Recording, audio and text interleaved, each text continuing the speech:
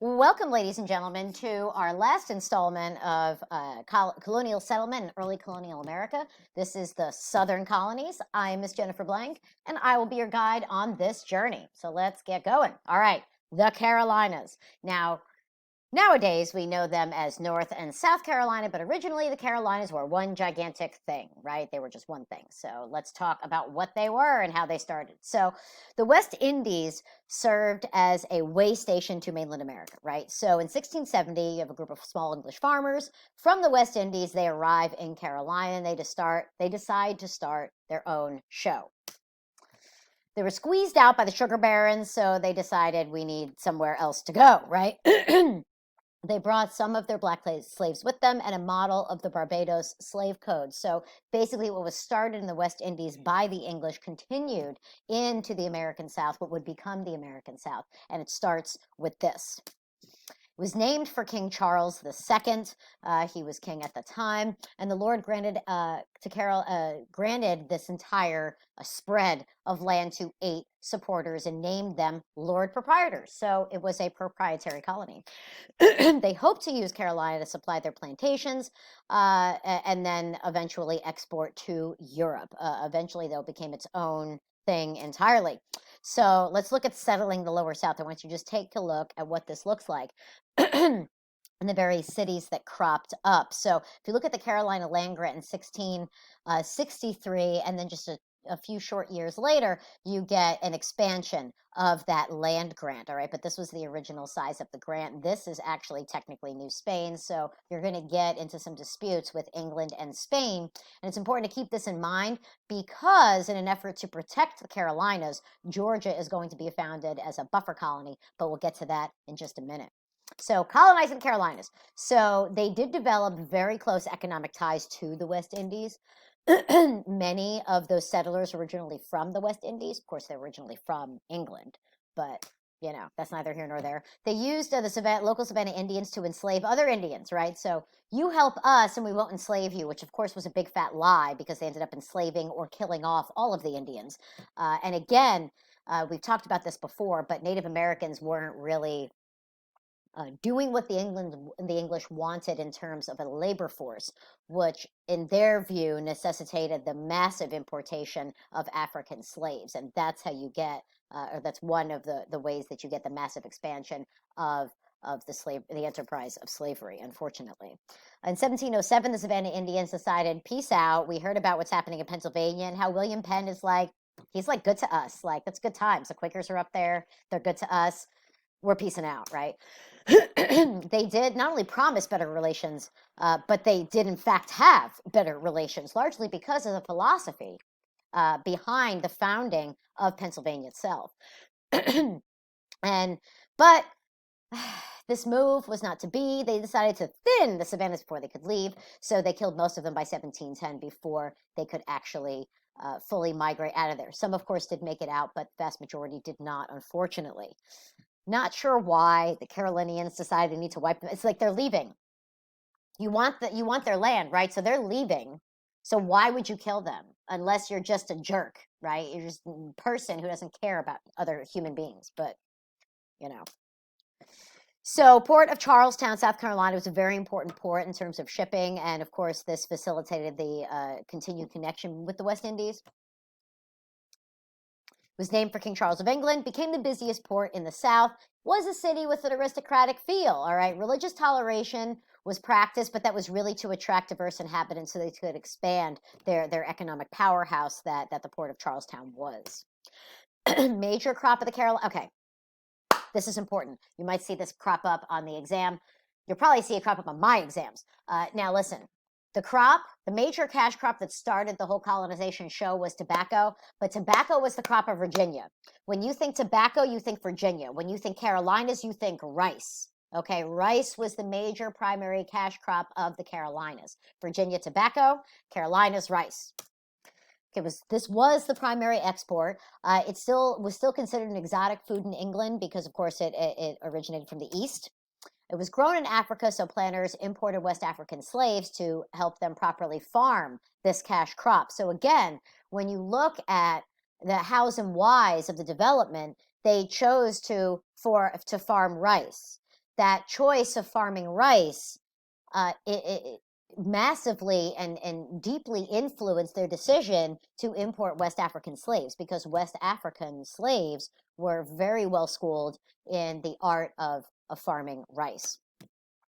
There was also genetic trait that made them immune to malaria, and this is another reason why a lot of folks couldn't hang in the Chesapeake and the southern colonies, because malaria has wiped out a lot of people. But if you could import a labor force that was immune to it, you could still make tons of money.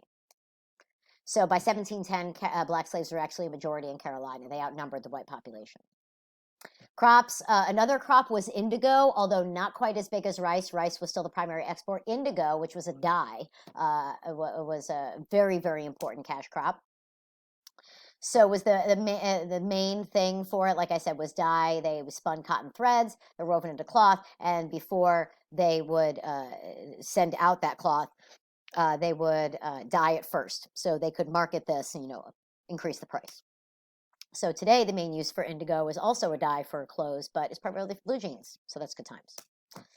So rice and indigo exports. Look at this chart. Like, I want you to see this. Do you see this? Just stare at that for a minute. So we're starting in 1690 and then moving into the 1700s, and whoa, 1740, you see a huge spike. You see another one in about middle of the 1750s and another huge one in the 1770s. So this accounts for a great deal of South Carolina and Georgia's exports, right? And then here you see indigo down here. It is important, but you can tell by the scrap it's not nearly as important as rice.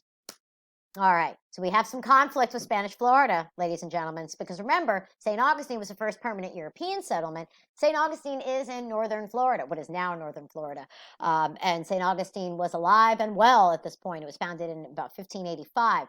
So now that the English are starting to encroach upon Spanish territory, now we have conflict, ladies and gentlemen. So Catholic Spain, because remember, we talked about this much, much earlier, right? You have English, who are Protestants, and Catholic, and that's Spain, right? So you have, oil and water. We are not coming together and mixing. We are clashing, right? So Catholic Spain is like, ew, we've got these disgusting Protestants like coming toward us. I'm not into that. So this starts a series of Anglo-Spanish wars, right? Now the first one of which was actually happening when Roanoke was founded, and that's one of the reasons why Roanoke never got the supplies that it so desperately needed, and a primary reason why it ended up failing. But the Spanish did conduct border raids on Carolina. They were continually trying to siphon away English wealth and just basically encourage the England to stop settling there. Like, get out. Like, this area, this belongs to Spain. Like, get out of here. And this necessitated the need for founding Georgia. The Spanish would like to incite local Native Americans to attack, or they attacked themselves, right? By 1700, though, Carolina was far too strong to be wiped out by the Spanish. Spanish waited a little bit too long to wipe out the Carolinas.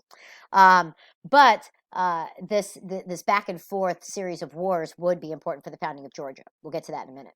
So we have this emergence of North Carolina. The northern part of Carolina actually, of course, shares a border with Virginia, right?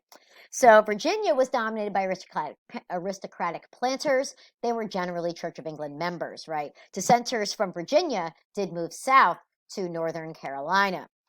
There were poor farmers with very little need for slaves. Many of them were religious dissenters. And so you have the emergence of these very distinctive traits that were North Carolinian, not so much South Carolinian, not Virginian. And this is how you get the development of a different colony. Culture was different. So it was irreligious, and it was very hospitable to pirates, which was very convenient since you have the ports in the Chesapeake and you also have the port of Charleston, right? So there was a strong spirit of resistance to authority here. This is going to become helpful when we eventually go for our War of Independence. In 1712, North Carolina officially separates from South Carolina, and at that point, you get the two distinctive colonies of North Carolina and South Carolina. But until that point, of course, they're one colony. Georgia. Georgia's an interesting colony, right? So let's take a look at the geography here. So originally, what would become Georgia was actually part of the Carolina Territory. It separated into its own colony a little bit later in 1733, and certain areas, the striped area was added to Georgia, just about fleshing out what is now present-day Georgia in 1763. So that gives you some geography. So Georgia was founded in 1733, was the last of the 13 colonies to be founded, interestingly enough. It was named in honor of King George II. Of course, King George III would be the one we would fight against. It was founded by this guy, James Oglethorpe. And I talked about this in the first of these series of video lessons. What a name, right? Oglethorpe. You just Oglethorpe. It's just fun to say it with me. Oglethorpe. It's fun to say. It's fun. So it was a buffer colony. Basically, the Carolinas were so lucrative and so important that they needed something in between so that the Spanish could take on a bunch of other people. So Georgia was founded to create a buffer to protect the Carolinas. So it actually started out as a prison colony, right? It also helped create an additional buffer with the French Louisiana territory, which we would eventually buy, but that's for another period in history. They received subsidies from the British government to offset the cost of their defenses. Their major exports were silk and wine, so distinctive from what the Carolinas were exporting, that of rice and indigo. They were a haven for debtors. So basically, Georgia was one gigantic debtor's prison initially. They were determined to keep slavery out initially. How's that for irony? Georgia became one of the biggest proponents of slavery when we get to the point of secession and the Civil War. But initially, it was vehemently anti-slavery. And it's the epitome of the Deep South. So it's interesting to look at that the initial founding of it was actually anti-slavery. That's interesting. But it was present in Georgia by 1750, which is not really too far ahead of the Revolution. Port City of Savannah was very important. It had a diverse community. Everybody but Catholics. See, everybody likes to, take, on the Catholics, but the Catholics have paid their dues. You know what I mean? I mean, once the Protestant Reformation hits in 1517, it's basically open season on the Catholics at that point. So throughout Europe, and that anti-Catholic sentiment would definitely spread to the colonies.